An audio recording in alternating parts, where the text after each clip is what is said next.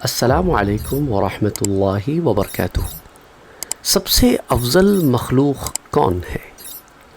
عام طور پر علماء کرام نے تو اس کے بارے میں یہی فرمایا ہے کہ سب سے افضل ترین مخلوق انسان ہے، لیکن جس زمانے میں ہم رہ رہے ہیں اس زمانے میں کچھ ایسے لوگ جو اپنے آپ کو دانشور سمجھتے ہیں، انٹلیکچول سمجھتے ہیں، مثال کے طور پہ ساحل ادیم، جو بہت ساری جگہوں پر قرآن کریم کی ایک آیہ مبارکہ کا غلط تفہیم بیان کی ہے، غلط انڈرسٹینڈنگ بیان کی ہے۔ اس پر میں نے آپ کو کئی دروس دیے ہیں پہلے بھی کہ انہوں نے قرآن کریم کی آیات کے معنی کیا لیے ہیں اور اصل میں مفسرین کرام نے اس کے کیا معنی بیان فرمائے ہیں، اور عربی لغت میں جو معنی ہے وہ کیا نکلتے ہیں، کیونکہ بعض دفعہ لوگ اردو کے ترجمے پڑھتے ہیں اور عربی کے قواعد سے واقف نہیں ہوتے، نتیجتاً وہ ترجمے پڑھ کے مغالطوں کا شکار ہو جاتے ہیں، غلط فہمیوں کا، مس انڈرسٹینڈنگ کا شکار ہو جاتے ہیں، اور پھر عوام الناس میں بیٹھ کے، لوگوں میں بیٹھ کے پھر وہی اپنی مس انڈرسٹینڈنگ جو ہے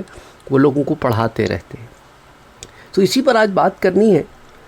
ایک عظیم تابعی بزرگ ہیں حضرت سعید ابن جبیر رضی اللہ رحمۃ اللہ علیہ، آپ فرماتے ہیں کہ آدم علیہ السلام کی اولاد کے درمیان بھی یہ گفت و شنید ہوئی، یہ بات چیت ہوئی، اور اس بات میں بڑی گرما گرمی، بڑا بحث و مباحثہ ہوا کہ اللہ پاک کی بارگاہ میں سب سے زیادہ عزت والی مخلوق کون سی؟ بعض نے کہا حضرت آدم علیہ السلام ہے، کیونکہ اللہ پاک نے انہیں اپنے دست قدرت سے پیدا فرمایا ہے، فرشتوں کو ان کے سامنے سجدہ کروایا ہے۔ تو بعض اولاد نے کہا کہ اللہ پاک کی بارگاہ میں سب سے زیادہ عزت والی مخلوق فرشتے ہیں جو اس کی نافرمانی نہیں کرتے۔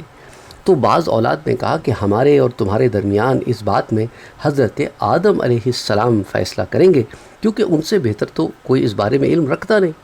تو ہم آپس میں یہ بحث میں پڑے ہوئے ہیں کہ کون افضل ہے، اور اپنے اپنے دلائل پیش کر رہے ہیں اور کسی نتیجے پر بھی نہیں پہنچتے۔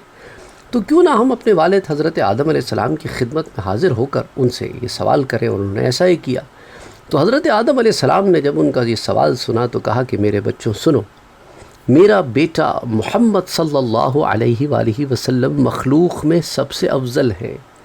اللہ پاک نے جب میرے اندر روح پھونکی اور روح میرے قدموں تک پہنچ گئی تو میں اطمینان کے ساتھ بیٹھ گیا، پھر میرے لیے عرش کی بجلی چمکی اور میں نے عرش پر نظر کی تو اس پر محمد رسول اللہ لکھا ہوا دیکھا، لہٰذا اللہ پاک کے نزدیک لوگوں میں سب سے افضل حضور صلی اللہ علیہ وآلہ وسلم کی مبارک ذات ہے۔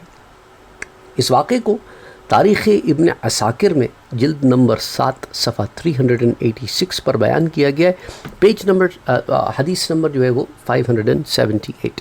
اور یہی بات میں نے اپنے درس میں آپ سے ذکر کی تھی کہ بنی نوع انسان کی بات تو چھوڑ دیں، حضور اکرم صلی اللہ علیہ وآلہ وسلم کی ذات پاک وہ ذات پاک ہے جس کی وجہ سے انسانوں کو عزت ملی، اور جو حضور پر ایمان لایا وہ عزت والا ہو گیا، اور جو حضور پر ایمان نہ لایا وہ پھر اسفل سافلین، گرتوں سے گرتا ہو گیا۔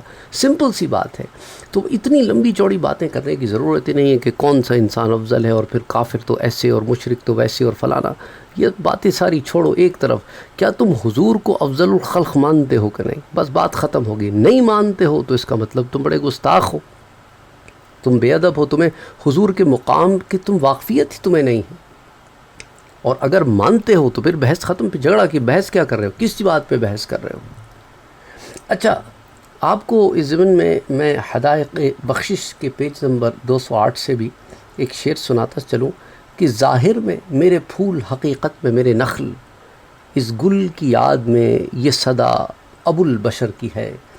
یعنی اتنا خوبصورت پیارا شعر ہے، اس کو میں ایکسپلین بھی آپ کو کرتا چلوں، اور اسی واقعے کی طرف اس میں نشاندہی ہے کہ حضرت آدم علیہ السلام حضور صلی اللہ علیہ وآلہ وسلم کو فرما رہے ہیں کہ بھئی تو بیٹا ہے میرا، آپ بیٹے ہیں میرے، لیکن حقیقت میں آپ ہی کے وجود سے ہر شے ہے، کہ اگر آپ نہ ہوتے تو کچھ بھی نہ ہوتا۔ وہ اس کو بھی حدائق بخشش میں یوں ذکر کیا گیا ہے کہ وہ جو نہ تھے تو کچھ نہ تھا، وہ جو نہ ہو تو کچھ نہ ہو۔ اللہ اکبر۔ وہ جو نہ تھے تو کچھ نہ تھا، وہ جو نہ ہو تو کچھ نہ ہو، جان ہے وہ جہان کی، جان ہے تو جہان ہے۔ سبحان اللہ، ہے نا۔ اللہم صلی علی محمد وعلی آل محمد، اس کو وہی سمجھ سکتے ہیں جو حضور صلی اللہ علیہ وآلہ وسلم کے ذات پاک اور مقام کو جانتے ہیں، پہچانتے ہیں اور سمجھتے ہیں کہ اللہ نے اپنے پیارے نبی صلی اللہ علیہ وآلہ وسلم کو کیا عرفہ و اعلیٰ مقام دیا ہے۔ اور وہ جب پڑھتے ہیں نا صلو علی الحبیب صلی اللہ علی محمد وعلی آل محمد، تو اس بات کو سمجھتے ہیں کہ وہ کیا پڑھ رہے ہیں۔ اللہ سبحانہ و تعالی ہم سب کو توفیق عطا فرمائے کہ ہم با ادب بنیں اور بے ادب نہ بنیں، اپنے فہم و فراست میں، اپنے علم میں اپنی حدوں کو نہ پھلانگ بیٹھیں اور گستاخ نہ بن جائیں، غرور و تکبر کا شکار نہ ہو جائیں۔ آمین یا رب العالمین۔ اللہم صلی علی محمد وعلی آل محمد۔ Don't forget to like, share, comment and subscribe to Sayyid Saad Qadri.